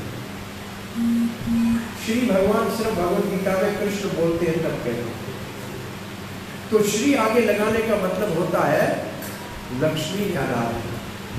वो लक्ष्मीपति भगवान बोले, राधा रमन भगवान बोले, तो ये भगवान के साथ श्री नहीं लगेगा। तो किसी ने हमसे पूछा कि हम किसी व्यक्ति को कहते हैं श्रीमान, तो वहां होता है श्री जी की इसके ऊपर कृपा है, इसलिए इसको हम सम्मान दे रहे हैं। इसका मतलब श्रीपति नहीं है, श्री का कृपा पात्र, श्रीमान। तो श्री नहीं लगेगा भगवान, गुरु भगवान, गुरुदेव भगवान को श्री भगवान नहीं कहेंगे। प्रभुपाद जी लिखते हैं मैत्रेय क्योंकि आध्यात्मिक उन्नत था, भगवान का कृष्ण का साक्षात दर्शन हुआ था, इसलिए उसको भगवान की संज्ञा दी गई है। और द्वैपायन का मित्र था, जो भगवान के वेद का विस्तार के लिए अवतार हुआ है। और विदुर ने जब उनसे पूछा तो विदुर एक प्रमाणिक शिष्य के रूप में बैठा था। और विदुर भी कोई सामान्य व्यक्ति नहीं है, धर्मराज है और 12 महाजनों में एक महाजन है। वो भी हमारे लिए पूछ रहा है, विदुर को आवश्यकता नहीं। विदुर तो कहता है मैं व्यास का बेटा हूँ, मैंने महाभारत सारी पढ़ी है और ये सब तत्वों में जानता हूँ, फिर भी मैं आपसे पूछ रहा हूँ क्योंकि हम लोग उससे सीख सकें। तो प्रभुपाद जी लिखते हैं तो मैत्रेय की उत्तर देने के लिए प्रेरित हुए। मैत्रेय वाचा, अब मैत्रेय जी कह रहे हैं विदुर को, पितृ प्रहस्ते अरण्यम, जब कपिल देव का पिता कर्दम मुनि वनवास चला गया, मतलब वानप्रस्थ ले लिया, संन्यास ले लिया। अरण्य का मतलब, अरण्य का मतलब वैसे एक अर्थ है अरण्य का वनवास, दूसरा अरण्य का अर्थ है जहाँ कोई झगड़ा न हो। मतलब नहीं, रण मतलब झगड़ा, लड़ाई, मतलब शांत जगह। भगवत गीता या उपनिषद है ना, इसको कहते हैं अरण्य ज्ञान। इसका मतलब ये ज्ञान ऋषि मुनि जो वन में रहते थे वहां इसकी चर्चा होती थी, इसको अरण्य ज्ञान कहते हैं। लेकिन क्रांति कृष्ण ने ये की, श्री कृष्ण की क्रांति ये है, अरण्य ज्ञान उपनिषद का रणभूमि में दिया। भगवत गीता अरण्य ज्ञान को रणभूमि में दिया, ये कृष्ण की क्रांति, नहीं तो इसको अरण्य ज्ञान कहते हैं। माँ तो प्रिय चिकित्सा, अपनी माता को प्रसन्न करने के लिए, अपनी माता की प्रसन्नता की भावना से। तस्मिन् बिंदु सरोवरे अवस्थी, कहाँ माता और बेटा था, बोला बिंदु सरोवर में बैठे थे। आपको बिंदु सरोवर की चर्चा पहले हमने की आरंभ में, तो ये बात कहाँ हुई, बिंदु सरोवर पे। भगवान कपिल कीला, भगवान कपिल देव ने ये शिक्षा दी। मैत्रेय कहते हैं मैं आपको वो शिक्षा बता रहा हूँ जो भगवान कपिल देव ने अपने पिता के वनवास जाने के बाद अपनी माता को प्रसन्न करने के लिए बिंदु सरोवर पे जो उपदेश दिया वो बताने जा रहा। तो अब ये शिक्षा शुरू होगी। प्रभुपाद जी का तात्पर्य लिखा है कि लड़का जब बड़ा हो जाए, घर का काम संभालने के योग्य हो जाए, तो पिता को वृंदावन जाके वनवास लेना चाहिए और बड़े बेटे को अपनी माता का देखभाल करना चाहिए। वैसे भी आपको गिनती आती है, 50 के बाद गिनती करो। इसका मतलब 50 पूरे हो गए, वन में जाओ 51, 52, 53, 54, जाओ जाओ 59 तक नहीं गए तो 60 लगेगी लाख। घर रहते कुत्ते की तरह रोज लाठी लगेगी। वन में जाओ, वन में जाओ, वन में जाओ और वृंदावन जाओ, बहुत दूर भी नहीं है, कम से कम कुछ समय जाया करो। घर को संभालने के लिए बच्चों को दे दो, हमारे जाने के बाद भी अच्छा ही संभालेंगे, कुछ दिन छोड़ के देख लो। कर्दम मुनि भगवान जैसा बेटा घर में हुआ, फिर भी घर छोड़ के चला गया वन में, तो हमारे को भी वृंदावन जाना चाहिए, वन। अब तानासीनम कर्माणम तत्वमार्गाग्रदर्शनम सश्रुतम देवत्या धातो संस्मृति वचः तमासीनम अकर्माणम। इसका मतलब एक दिन कपिल देव कुछ नहीं कर रहे थे, ऐसे ही कहा जाए अकर्माणम का मतलब खाली बैठे थे, लेयर टाइम। इसका मतलब ऐसे ही अपने आनंद में बैठे थे। एक दिन बैठे थे कपिल देव से आनंद में। तत्व मार्ग आगर दर्शनम, और जो तत्व मार्ग आगार, मार्ग अगर तत्व, हमारे जीवन के तत्व का लक्ष्य क्या है? हमारे जीवन का लक्ष्य कौन सा तत्व जानना है? दर्शनम, उसको पाना है। दर्शनम का अर्थ है जो दिखाए, हमारे जीवन के लक्ष्य को जो दिखाए। स्वसुतम, अपने पुत्र, देवहूति अपने पुत्र के पास गई धातु, और जाके धातु, ये धातु विधाता से शब्द निकला है। विधाता किसको कहते हैं? ब्रह्मा जी को। ब्रह्मा जी को कहते हैं विधाता। तो धातु का अर्थ है ब्रह्मा। देवहूति धातु संसर्ति वचः, ब्रह्मा जी के वचनों को याद किया देवहूति ने। ब्रह्मा जी ने क्या कहा था? तुम्हारे घर में भगवान अवतार लेना। तो देवहूति को ब्रह्मा जी के शब्दों का स्मरण हुआ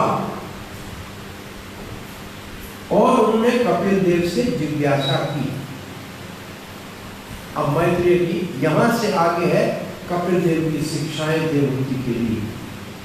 देवहूति क्या कह रही है ये श्लोक के बाद आज की कथा को विराम देंगे। देवहूति ऊचो वाचा निर्वणा नित्रां भूमन् असतेन्द्रियाकर्षणा येन संभाव्यमानेन प्रसन्नानंदं तव प्रभो। अपने बेटे को प्रभु कहती है। प्रभु का मतलब है स्वामी, मालिक। इसका मतलब है मां होते हुए भी जब पिता पुत्र में गुरु का भाव रखती है तो सेवा का भाव आता है और उसको स्वामी कहती है। ये देवहूति का वर्णन है। देवहूति कहती है निर्वणा। निर्वण का मतलब है निर्वण, हताश हो जाना। दुनिया में किसी काम की नहीं है दुनिया। आप कभी ऐसे हताश हुए हैं दुनिया? कोई सगा संबंधी मर जाता है, कहते क्या रखा है दुनिया में, सब कुछ चला गया, आज थोड़ी देर के लिए हताश हो जाता है, कुछ नहीं, क्या है, सब खत्म हो गया। तो निर्वणा का मतलब है हताश होना।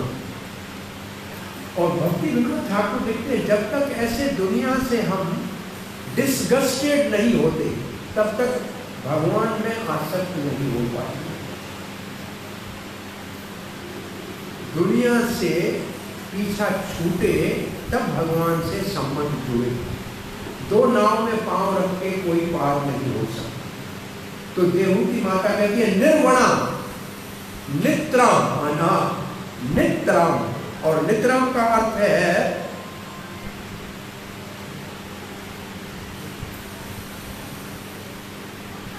अति। नित्राम निर्वणा, नित्राम निर्वणा मतलब अति हताश हो गई संसार में। क्यों हताश हुई हो मां? तो इतना बड़ा योगी पति था, योगेश्वर पति था, इतना दिव्य उसके पास योग की शक्ति थी। कभी मैंने उससे भगवान को पाने का तो पूछा ही नहीं। कितना बड़ा मुझसे गलती हो गया। बेटा मैंने अपने पति जो इतना, आपका पिता जो इतना बड़ा शक्तिशाली ब्रह्मा जी का पुत्र था और इतना बड़ा योग का उसके पास शक्ति थी, मैंने कभी उससे भगवान के विषय में पूछा ही नहीं। निर्णाम मित्राम, भूमन, भूमन अपने बेटे को संबोधन कर रही है महान।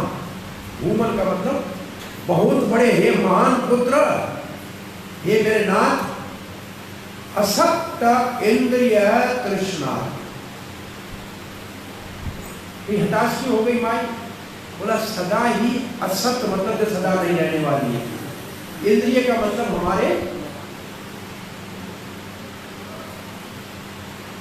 इंद्रियां, और तृष्णा का क्या? प्यास।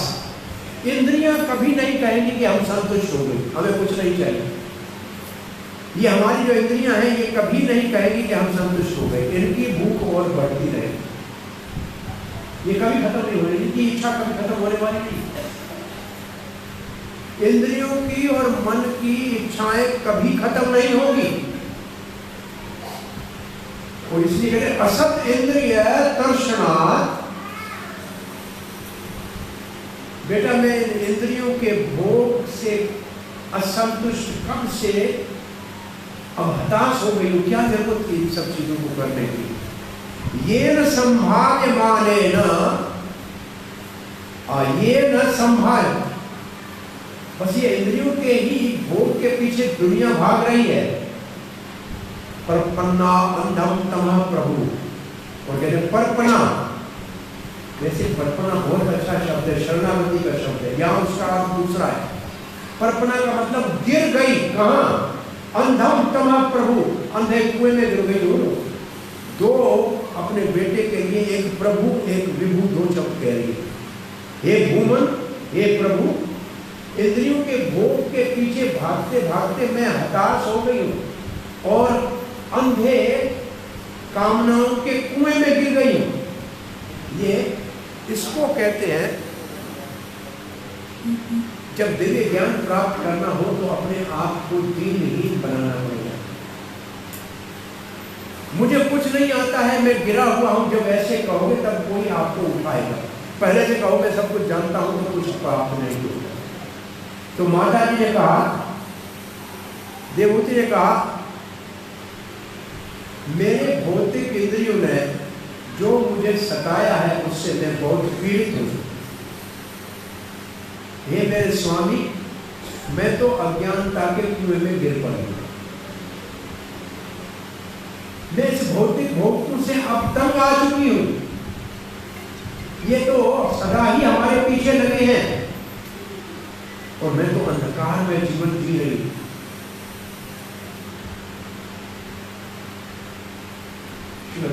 लिखते हैं इसमें, असत इंद्रिय तृष्णा बहुत महत्वपूर्ण शब्द है। असत का मतलब है सदा न रहे, और इंद्रियां तो हमारी इंद्रियां हैं।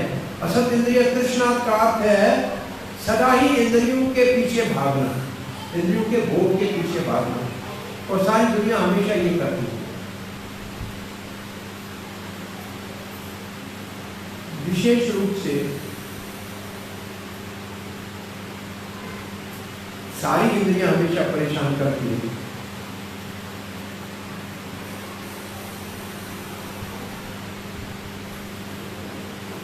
काम की वासना कभी समाप्त होने वाली नहीं।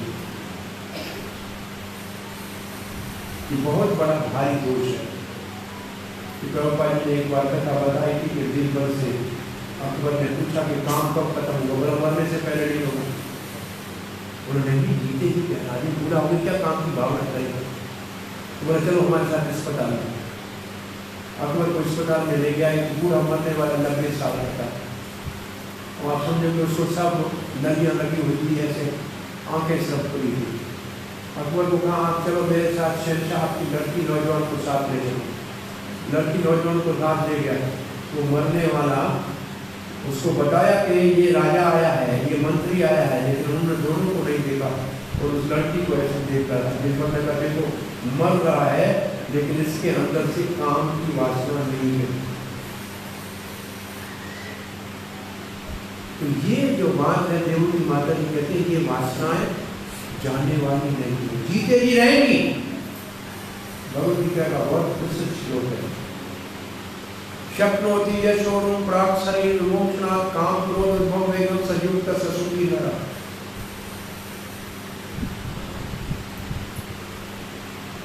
पहला शब्द क्या है? शक्नोति यशोरुम, जिसमें बर्दाश्त करने की शक्ति है, कर सकता है क्या? काम क्रोध भव वेगम, काम से और क्रोध से जो वेग उत्पन्न हुआ है उसको जो सह सकता है। तो कब तक? प्राप्त शरीर विमोक्षणात्, जब तक ये शरीर नहीं खत्म होता है तब तक सहना पड़ेगा, जब तक जियोगे तब तक सहना पड़ेगा। तो क्या करें, कैसे सहे? इसके लिए सबसे अच्छा रास्ता ही है अच्छे भक्तों के संग में रहो। आपके मन में बुरा विचार आएगा, भक्त आपको बचा लेंगे, आपको बहने नहीं देंगे। अच्छे भक्त क्या है? जैसे समुद्र में या नदी में एक लंगर होता है, नाव उसमें बंदी होती है तो बह नहीं जाती। तो हम ये दुनिया जो है ना, दुनिया सारी दुनिया जा रही है नदी का पानी जहाँ जा रहा है वो, और हम जो जा रहे हैं उसके बिल्कुल अपोजिट डायरेक्शन में जा रहे हैं। इसलिए हम थक जाते हैं, कभी बहाव तेज आएगा हमको ले जाएगा। इसलिए अगर कोई अच्छा लंगर हो उसको पकड़ लेंगे तो हम बच जाएंगे। तो भक्तों का संग अच्छा लंगर है। वो हमारे को जैसे ब्रह्मचारी है, मन में बुरा विचार आए, अच्छे भक्तों के संग में रहे हैं तो उसको गिरने नहीं देंगे। जैसे कोमल पौधे को चारों ओर कांटे की बाढ़ लगाते हैं, खाद डालते, ताकि उसको कोई उजाड़ न दे। ऐसे हमारे अंदर जो बुराइयां हैं वो हमको कहीं ले न जाए, इसलिए अच्छा भक्तों का संग जरूरी। ये मंदिर बनाना इसकी आवश्यकता इसलिए है कि यहाँ संग मिलता है। यहाँ हमारे अंदर बुरे विचार आएंगे, लेकिन 10 आदमियों के बीच में रहेंगे तो उससे बच जाएंगे। तो ये बहुत जरूरी है। प्रभुपाद लिखते हैं ये बहुत बड़ा संकट है संसार का, जब तक आदमी भोग से ऊपर नहीं उठ गया है तब तक भगवान के विषय में जानने की उसकी जिज्ञासा हो ही नहीं सकता। और देवती माता ने यहाँ ऐसे बताया है। आज इस कथा को यहाँ विराम देते हैं। कोई आपका प्रश्न जिज्ञासा है? तस्य त्वं तमसो अंधस्य दुष्प्राप्स्याद्य पारगम् सचक्षुः जन्मनामन्ते लब्धं मे त्वदनुग्रहात्। अब माता जी कहते हैं तस्य त्वं तमसो अंधस्य, मैं तो गिरी हूं अंधे कुएं में, लेकिन आप उस अंधे कुएं से निकालने में समर्थ हो।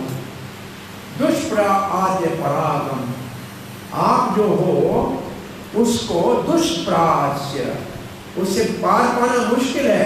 आज मैं उसको पार करना चाहती हूँ। सत्य दिव्य रास्ते में आपके पास दिव्य चक्षु है और जन्मना आपका जन्म हुआ है। आज मेरे घर में आए हैं और आपने मुझे प्राप्त किया है, आपने मेरे ऊपर बहुत बड़ी कृपा की है, तब अनुग्रह।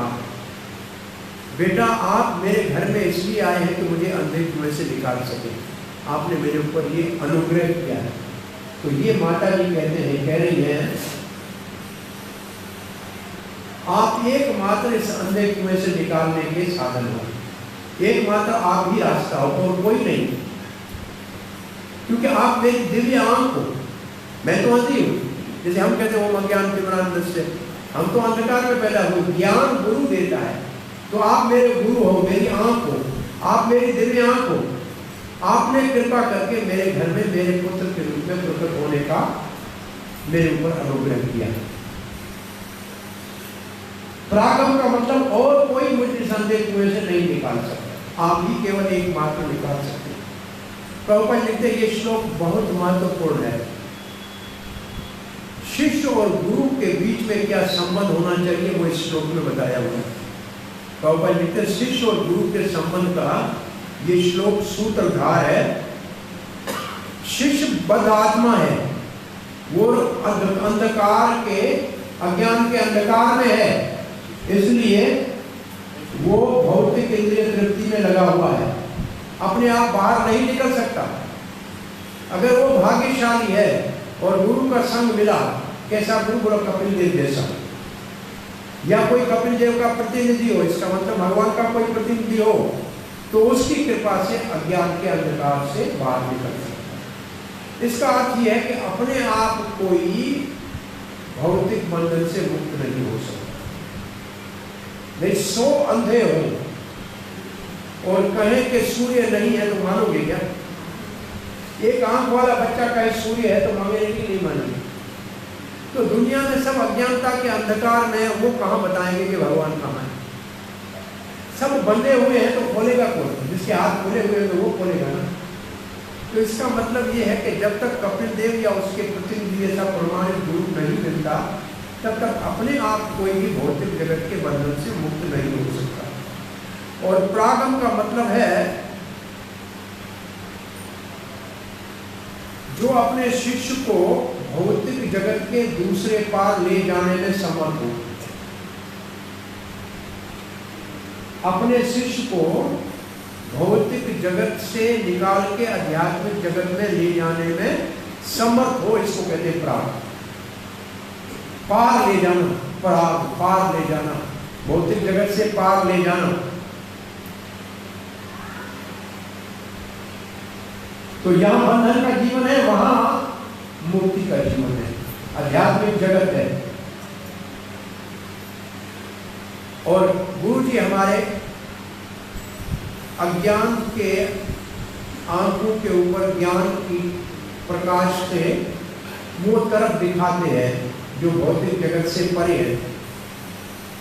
भगवद गीता में लिखा है, ये श्लोक लिखा है प्रभुपाद ने भगवद गीता का, बहुनाम जन्मनामन्ते ज्ञानमात्मनं प्रपद्यन्ते वासुदेव सर्वमिति समात्मा सुदुर्लभः।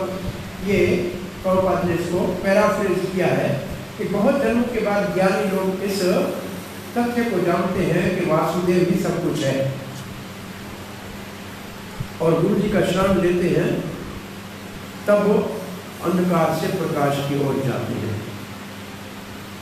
तो यहाँ से आगे कल सुबह इसका श्रवण वर्णन करेंगे। तो आज हमने क्या सुना?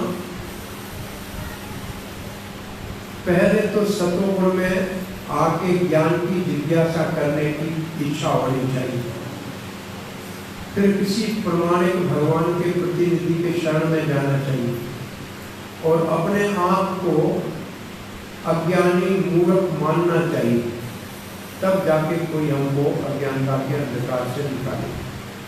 भगवान की माता जब ऐसे कह रही है तो हमें ऐसे सोचने में या ऐसे कहने में कोई शंका और संकोच नहीं होना चाहिए।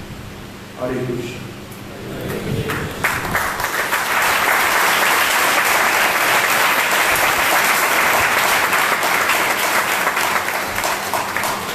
कोई प्रश्न जिज्ञासा है?